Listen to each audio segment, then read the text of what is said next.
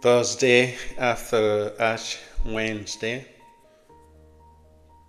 March 6, 2025.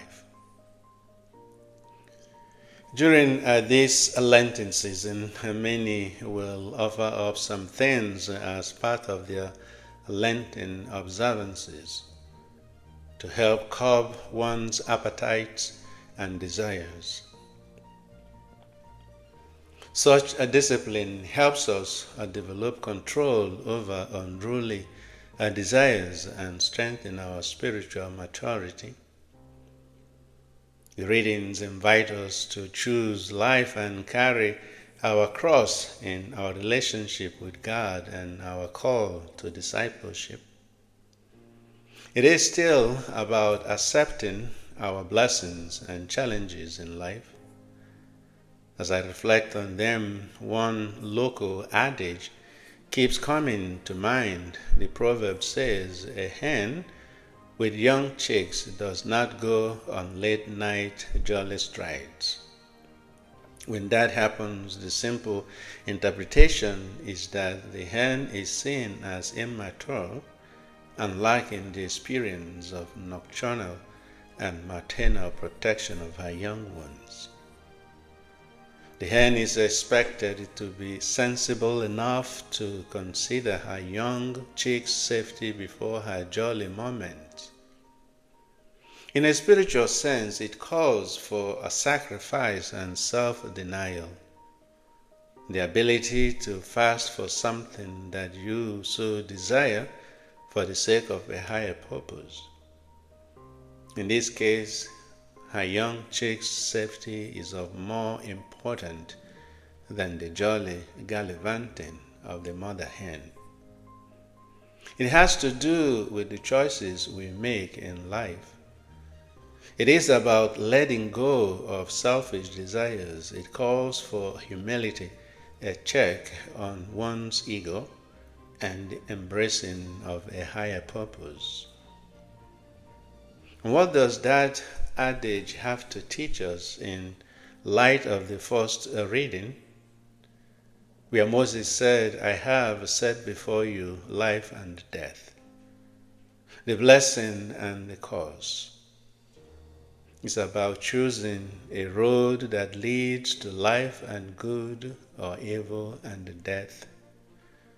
Moses asks the question of choice by reminding us that the choice one makes in life has implications. Our actions can affect our fate for good or bad, life or death. It's essential to choose wisely. He reminds us that the call to discipleship calls us to a spiritual maturity, a maturity that comes with being decisive and committed.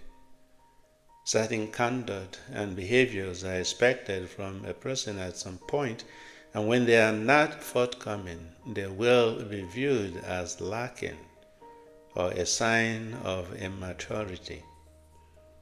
It seems like Moses and his community were at a crossroads that called for choosing a way of life and committing to one.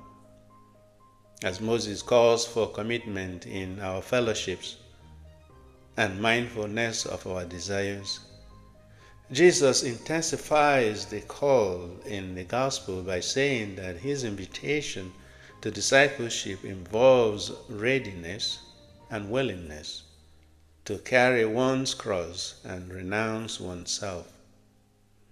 "If anyone wishes to come after me, he must deny himself, take up his cross daily, and follow me.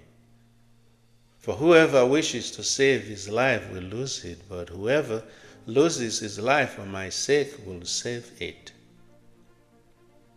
Again, what use is one's offering if one still holds grudges and lacks the spirit of forgiveness and love for one's neighbor or a family member, a loved one?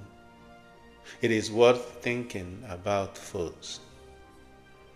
We can all make small sacrifices that over time add up and equal a great one. We must start small and increase as we progress from the very least to the better.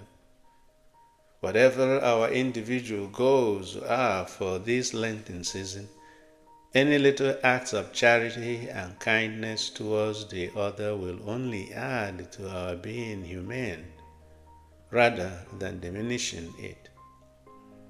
In essence, there is nothing to lose but to gain.